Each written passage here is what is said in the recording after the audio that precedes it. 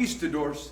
They had come to conquer, to claim gold, and unfortunately for them, there was a terrible storm at sea, and the ship was wrecked.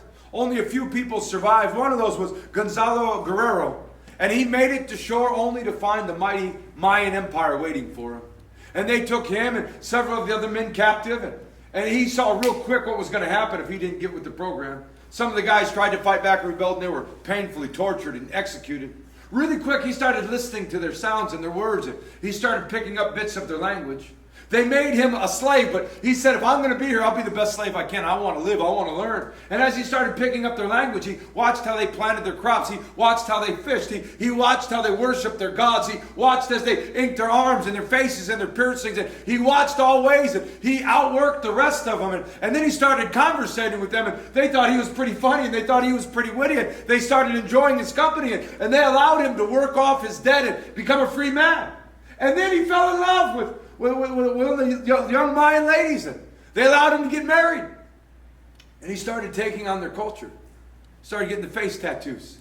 Started getting the face piercings. And he started looking like them. And he'd have 3 sons. And each one of them he was raising to be a warrior. He'd go hunting with them. And years later, Cortés came. And Cortés had heard that one of his soldiers, one of the Spaniards, had mixed in with the Mayans. And so he sent some ambassadors to the Mayan Empire. And they said, hey, we want Guerrero to come with us. And they had a conversation. He could help interpret. And they said, hey, you're summoned back to Spain. Queen Isabel, she wants to see you now. And he goes, I can't go back. And they say, well, why couldn't you go back? And he says, look at me. You think there's a new fashion trend in Spain with piercings like this? You think they're just going to accept me back there as one of them? And then he paused for a minute and he said, I don't want to go back. He said, what are you talking about? He said, I have a wife and I'm in love. I have 3 sons and I love them. And here's the line that gets recorded. He said, I'm not going back because these are my people and this is my land. And Cortés said, well, we're about to take that land. And we're about to conquer your people. So why don't you go back with them now, and if you want to fight, then you can fight on their side. And in the initial battle, he was slain.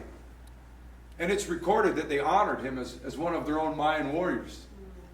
He came to a place where he said, I can't go back to my old life. I'm now one of them.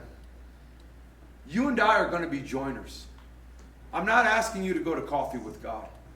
I'm not asking you to date God. I'm asking you to make that covenant, make that pact.